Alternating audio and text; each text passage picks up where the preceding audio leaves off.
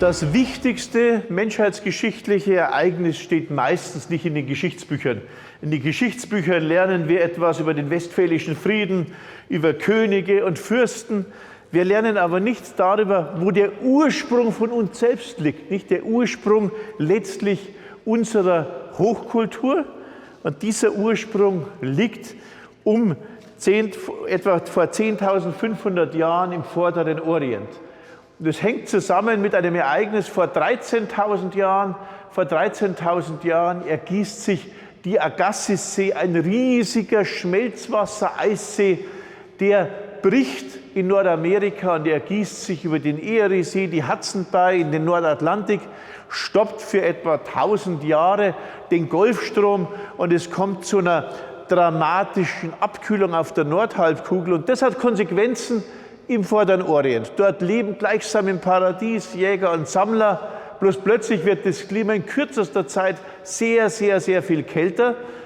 Und das führt dann dazu, dass man sich anpasst und dass man eine fundamentale Erfindung macht, von der man nicht wusste, dass es die Weltgeschichte ändert. Und zwar die Erfindung, dass man Weizenkörner ausstreuen kann. Und das ist relativ einfach, weil Weizenkörner normalerweise aus den Spelzen fallen und sich selber aussäen, aber durch eine einzige genetische Veränderung bleiben sie im Spelzen und man kann die sozusagen abreißen, kann die nehmen und man gibt dann beim Aussäen diese genetische Veränderung weiter und alle weiteren Weizenkörner bleiben auch immer im Spelzen. Das heißt, wenn man diese Körner aussät, hat man ein Weizenfeld und kann dann Weizen ernten. Man kann Brot backen, man kann es an Tiere verfüttern und plötzlich produziert man selbst die Nahrungsmittel. Und man ist nicht mehr abhängig von der Natur, davon, dass man Jagderfolg hat oder davon, dass die Lachse dieses Jahr zur richtigen Zeit ziehen. Und das hat für die Leute erstmal in dieser Klimaänderung eine große Attraktion. Sie jagen noch ganz heftig, aber sie säen schon aus. Und was sie nicht wissen, ist, dass sie durch die ungewohnte Aufnahme von Kohlenhydraten und die Änderung des Fetthaushaltes in ihrem Körper etwa einen Sekundäreffekt erzielen, nämlich den, dass es möglich ist, dass die Frauen, während sie stillen, wieder schwanger werden. Das bedeutet, die Rate, mit der die Weltbevölkerung wächst, steigt ungemein. Es gibt plötzlich nicht mehr alle 4, 5, 6 Jahre ein Kind, sondern gegebenenfalls in Bauernfamilien jedes Jahr. Und das führt natürlich letztlich in der letzten Konsequenz bis heute zu einer Milliardenbevölkerung nach einigen tausend Jahren und führt letztlich zu allen Problemen, mit denen wir heute kämpfen, alle Umweltprobleme, soziale Probleme, Kriege. Vieles ist ein Effekt und eine Folge des Neolithikums. Das Neolithikum verursacht letztlich Staatenbildung, Krieg, Besitz, Eigentum und vieles, vieles andere, was daraus folgt. Und nur wenn man das weiß, dass wie wir leben und dass diese Umstände sozusagen ein Sonderfall der Geschichte sind, nur dann kann man unser eigenes Leben heute gut verstehen. Deshalb muss man am Beginn dieser Entwicklung gehen, um uns selber zu verstehen.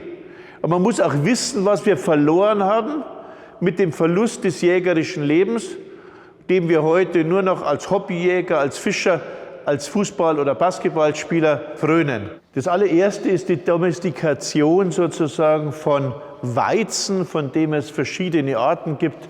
Es gibt Einkorn, es gibt Emmer, es gibt den normalen Weizen.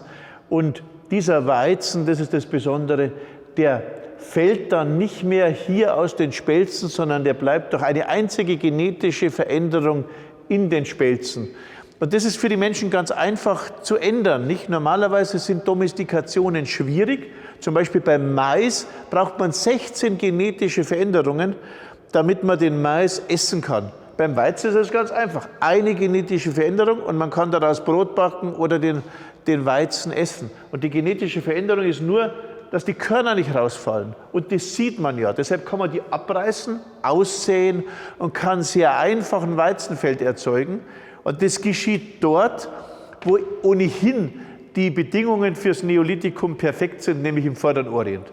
Im Vorderen Orient gibt es die meisten domestizierbaren Tier- und Pflanzenarten, während es zum Beispiel in Südamerika domestizierbar nur das Lama gibt und das Meerschweinchen, gibt es im Vorderen Orient mehrere Dutzend domestizierbarer Tierarten und auch Pflanzenarten.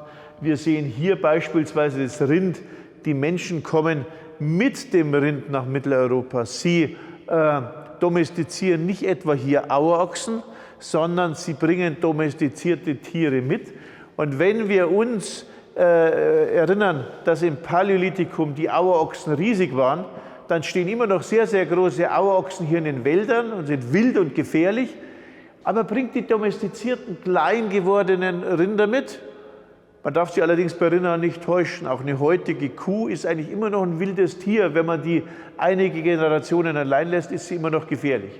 Aber sie bringen diese Rinder mit und sie domestizieren nicht nur die Kuh, sondern natürlich auch letztlich Schweine, Schafe, Ziegen, alles mit der Zeit, aber meistens bringen sie diese Tiere schon mit. Das einzige Tier, das schon mit Jägern, ich würde nicht sagen domestiziert, sondern angepasst ist, ist der Hund.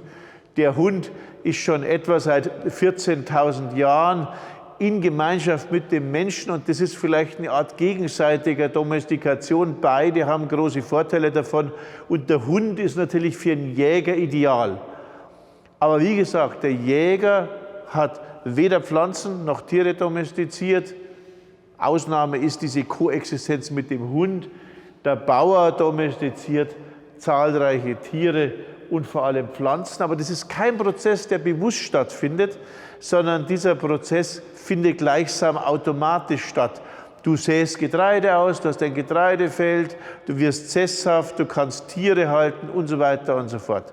Und das führt zu einem Bevölkerungswachstum und das führt dann dazu, dass man sozusagen auf die immer besseren Felder auswandert und dass man letztlich dann über den Vorderen Orient, über die heutige Türkei, über den Balkan Mitteleuropa erreicht.